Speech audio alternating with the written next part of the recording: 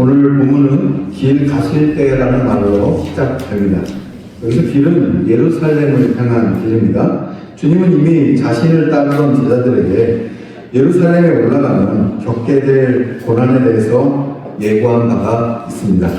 이런 중요한 예루살렘으로 올라가는 인자가 사람들의 손에 넘어갈 것이라고 예고했고, 그 넘김의 결과가 죽음임을 예고하셨습니다. 하지만 아만리에 서열 다툼에 몰두하고 있던 제자들은 주님의 그 같은 말씀을 귀담아 듣지 않았습니다.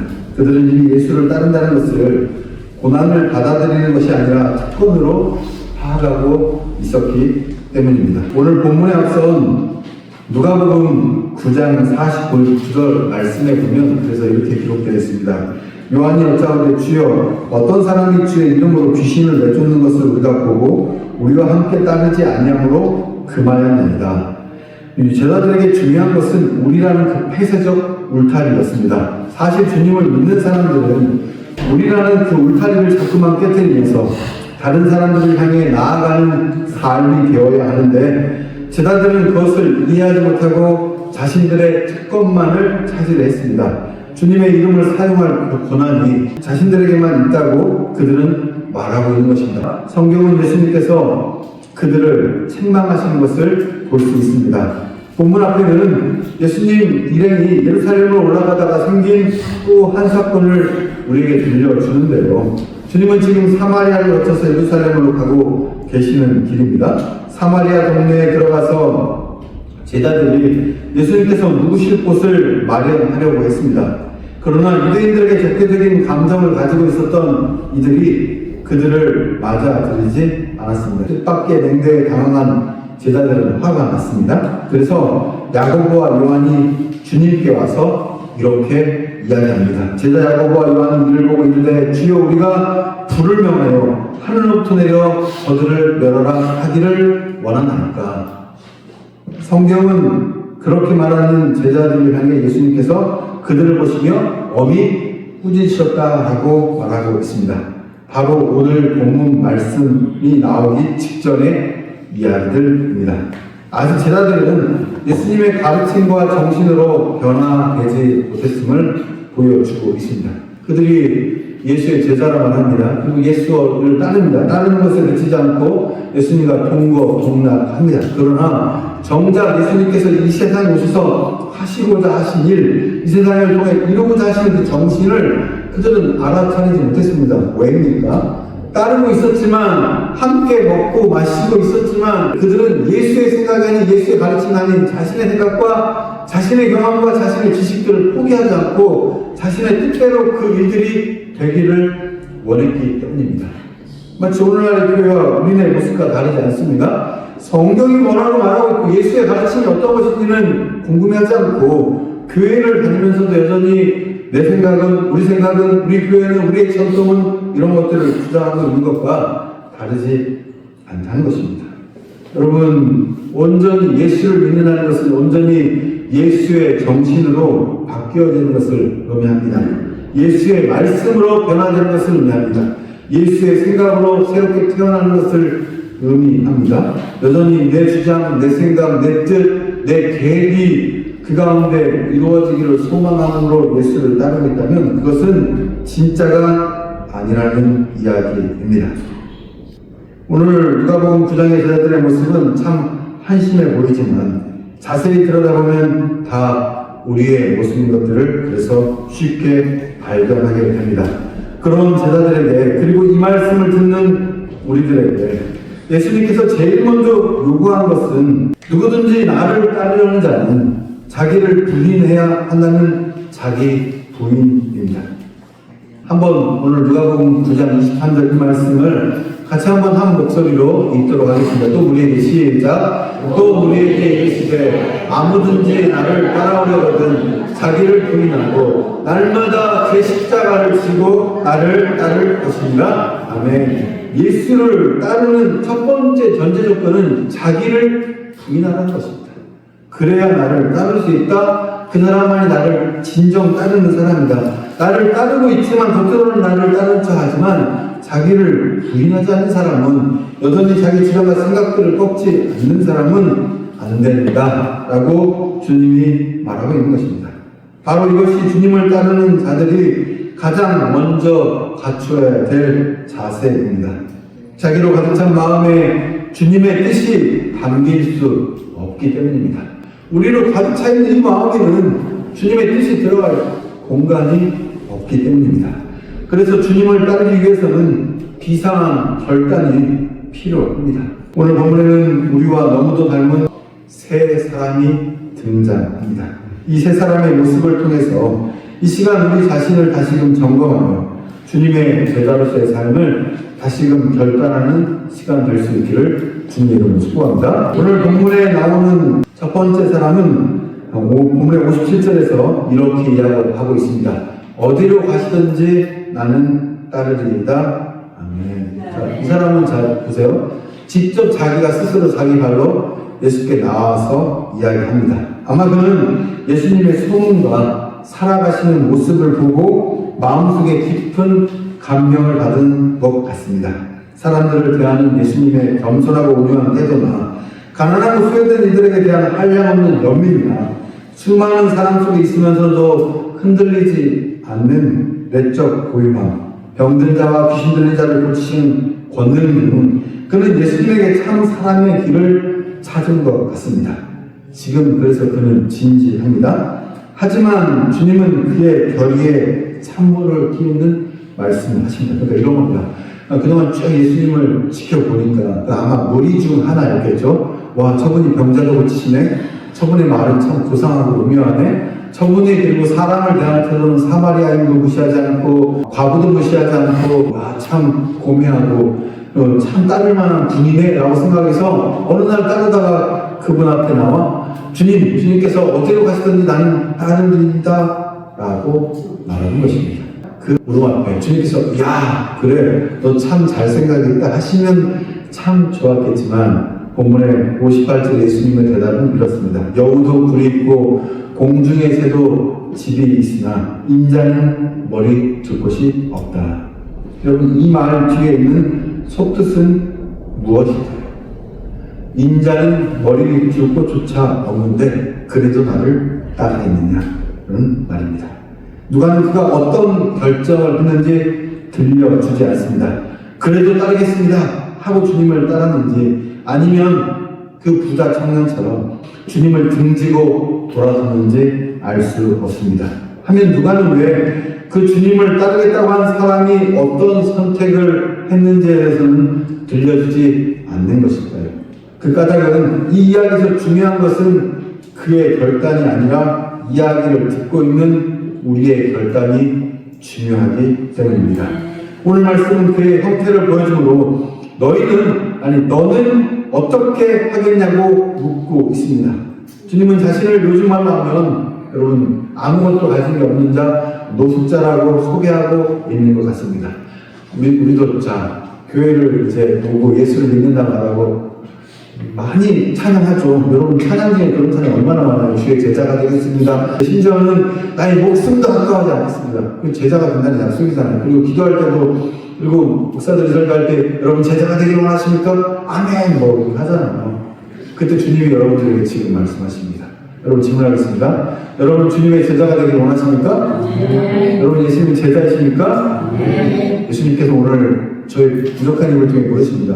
나는 집도 없고 머리 둘 곳조차 없는데 그래도 나를 따르겠니?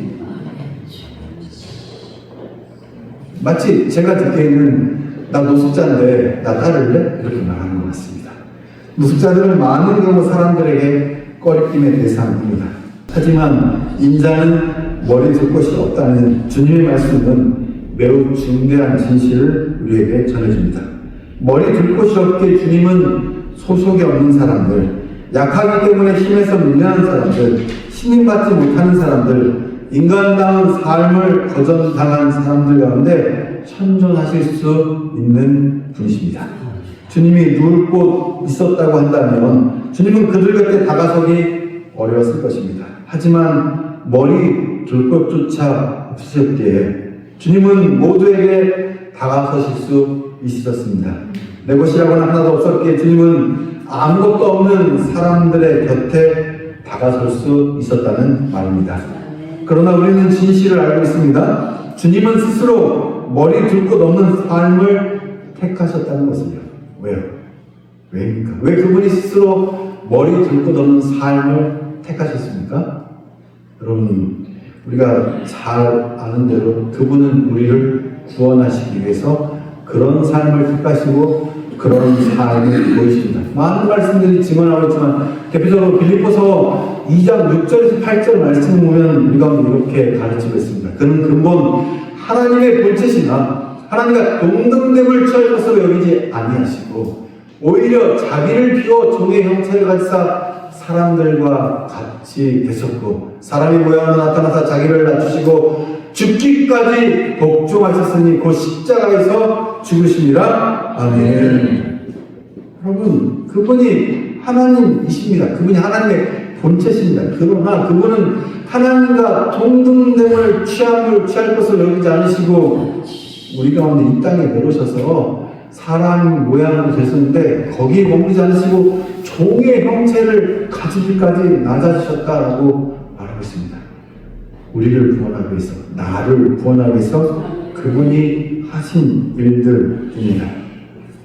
뒤집어 말하면 주님을 만날 수 있는 장소는 어쩌면 모든 것이 잘 갖추어진 예배당이 아니라 직장에서 내몰린 사람들의 한숨이 메어있는 거리, 화려한 도시의 뒤편 그늘에서 하루하루 살아가는 빈민들, 철망의 가장자리로 내몰린 노동자들과 이주민들의 삶의 현장 바로 그곳이야말로 여러분 우리가 주님의 마음을 배울 수 있는 자리라는 말입니다.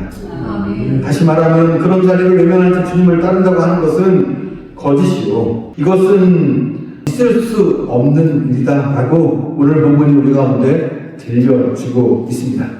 주님을 따르겠습니다. 그래, 나는 노숙자인데 나는 아무것도 가진 게 없는데 내가 줄 것은 아무것도 없는데 그래도 나를 따르겠니? 예, 주님 상관없습니다. 주님만 있으면 주님을 따르겠습니다 라고 말할 수 있는 믿음이 저와 여러분 가운데 있기를, 그런 믿음의 결단이 저와 여러분 가운데 있기를 주님의 이름으로 축복합니다. 머리 둘 곳조차 없으신 주님을 생각하면 오늘 우리 삶이 너무도 편하고 넉넉한 것이 참 죄송스럽습니다. 아니, 우리라고 말했지만 문제는 늘 저희입니다.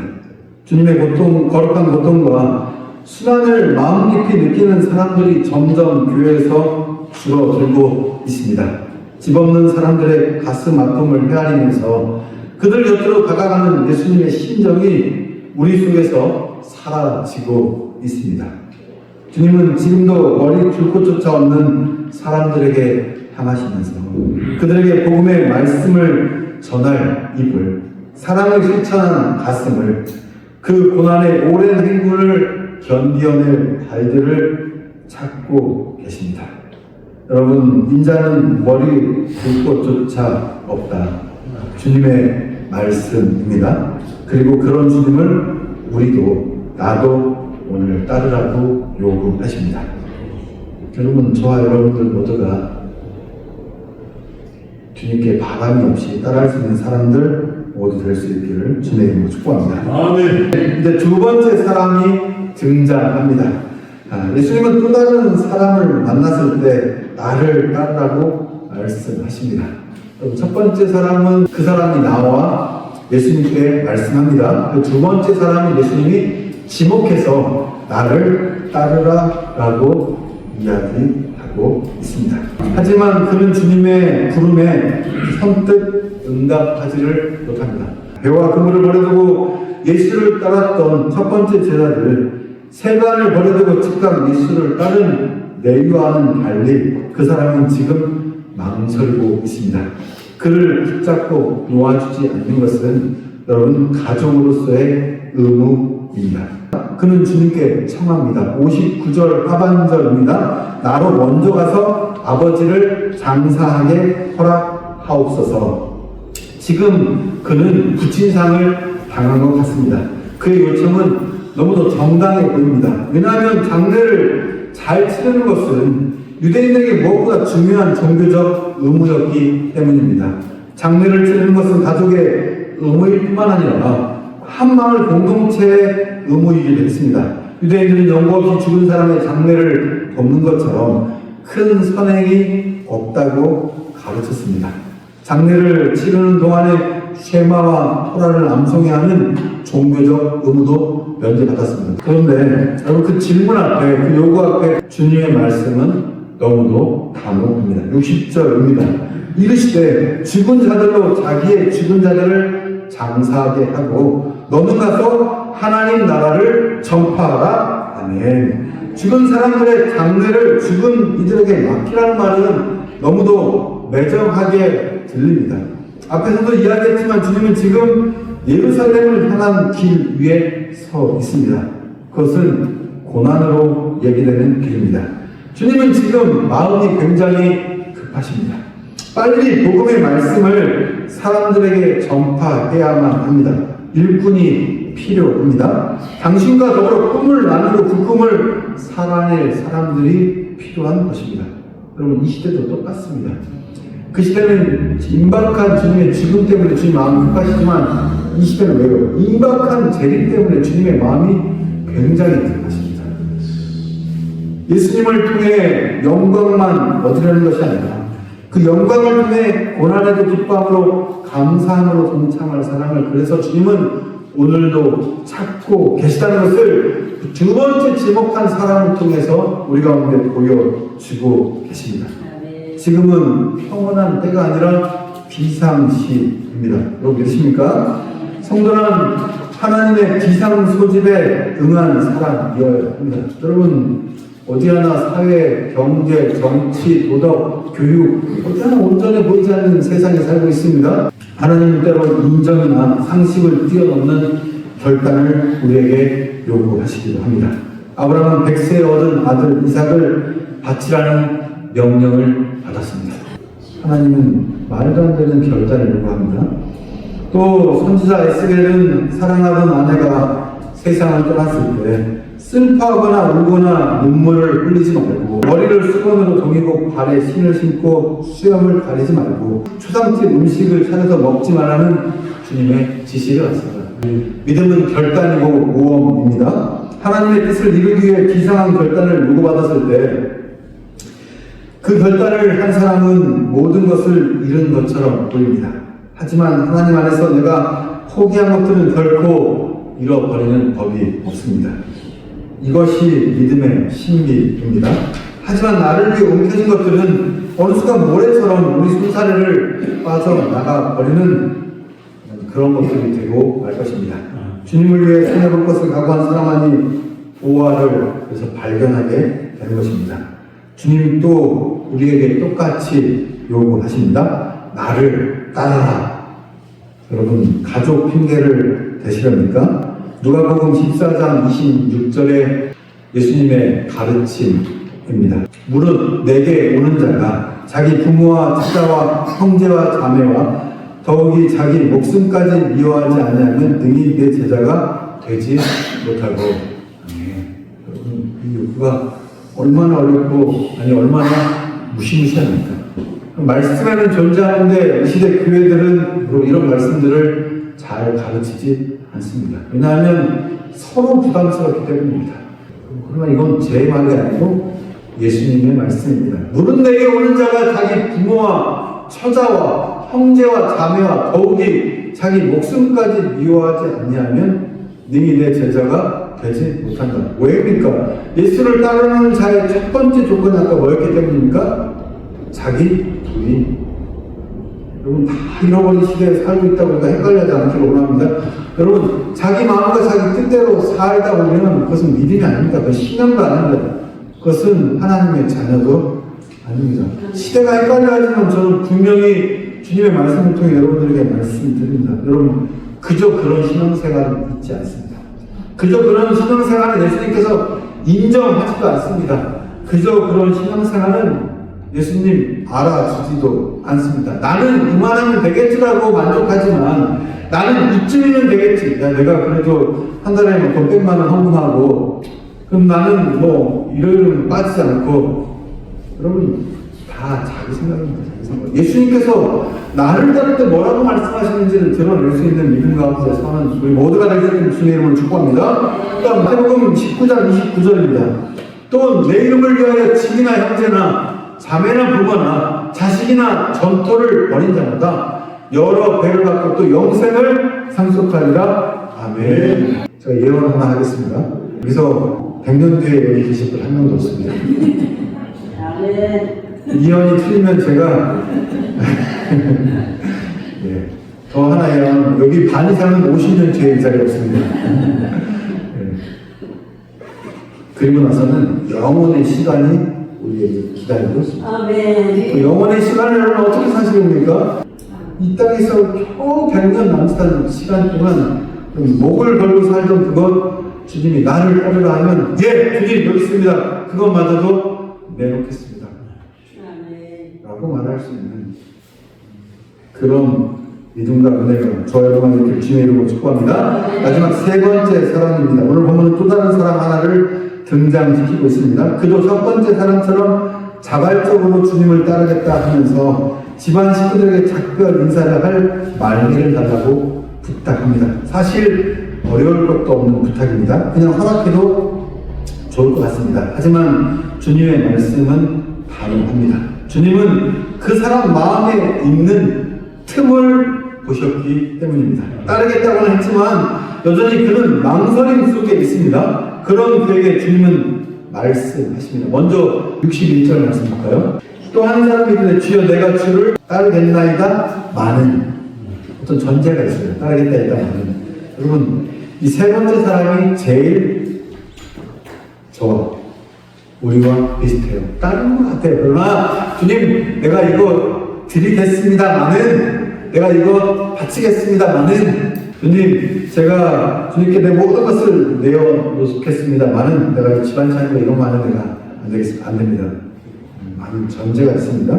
그리고 그 이유는 그런 것도 아닌 굉장히 당당하게 가족들에게 작별 인사할 조금의 시간만 주세요. 그거 못합니까? 그걸 좀 허락하면 되지. 그러나 예수님의 말씀은 굉장히 냉정하기까지 합니다. 62절입니다. 손에 쟁기를 잡고 뒤를 돌아보는 자는 하나님의 나라에 합당하지 아니하리라. 아멘. 뒤를 돌아본다 함은 그가 한 가지 일에 집중하지 못함을 나타냅니다. 그는 세상 염려와 근심이 많은 사람입니다. 모든 것을 두고 떠나기에는 미련이 많은 사람입니다. 우리는 하나님 나라의 밭을 갈도록 부름받고도 자꾸만 뒤를 돌아봅니다. 왜입니까? 확신이 없기 때문입니다. 지금 내가 하는 일이 헛수고가 아닐까 하는 불안감 때문입니다. 하지만 성도는 뒤를 돌아보는 사람이 아니라 앞을 내다보는 사람이어야 합니다. 여러분 믿으십니까? 우리는 그래서 앞을 내다보는 비전의 사람이어야 합니다. 지금 여러분은 어떤 쟁기를 잡고 계십니까? 우리는 묵은 땅을 갈아엎으라는 주님의 요청 앞에 모두 서 있습니다. 사람들의 마음은 거칠어졌고 저마다 지쳐 마음에 여백이 없습니다. 주님은 우리 손에 쟁기를 쥐어주시면서 그 황무지를 개간하라고 말씀하고 계십니다. 사람들의 마음을 시원케 하고 지친 이들을 위로하고 사랑하고 신뢰하며 살아가도록 도우라고 말씀하십니다. 갈 길이 멀어 보입니다. 그러나 내가 변하면 세상도 변화됩니다. 그 변화는 눈에 띄지 않을 수도 있습니다. 하지만 하나님 나라는 우리의 삶 속에서 자라가며 자라고 있습니다. 우리가 혼자라면 낙심할 수밖에 없습니다. 하지만 우리가 청하든 청하지 않든 주님은 우리 삶의 자리에 오셔서 선한 일을 시작하셨습니다. 나속이 좋아하는 이가 주님을 따르겠다고 말할 때 주님은 그에게 자신을 깊이 있게 돌아볼 것을 요구하시고 주님을 따르기 원하지만 쉽게 결단하지 못하는 이에게 결단을 촉구하십니다. 지금 우리에게도 마찬가지입니다. 여러분은 지금 어떤 부름 앞에 서 있습니까? 머리 둘 곳조차 없으신 주님은 지금 역시 이 세상에서 머리 둘 곳조차 없는 이들 곁에 머물고 계십니다. 내가 교회가 그리고 성도인 우리가 그들까지도 품어 안으려 할 때 우리는 비로소 주님의 사람이라 말할 수 있을 것입니다. 주님은 오늘도 우리에게 우리 삶의 그늘이 되어주신 것 같이 우리도 누군가의 그늘이 되어주는 기쁨을 누리며 살 수 있기를 원하십니다. 주님은 오늘도 우리에게 요구하십니다. 나를 따르라. 그리고 손에 쟁기를 잡고 뒤를 돌아보지 말아라. 이것이 나를 따르는 삶이다. 여러분, 저와 여러분 모두가 이 주님의 요구 앞에, 요청 앞에 예 주님 부족하지만 주님을 한번 따라보겠습니다. 주님을 따르려고 노력하겠습니다. 주님을 따를 때 주께서 말씀하시는 것도 순종하겠습니다라고 말하며 따라갈 수 있는 우리 모두가 될 수 있기를 주님의 이름으로 축복합니다. 네.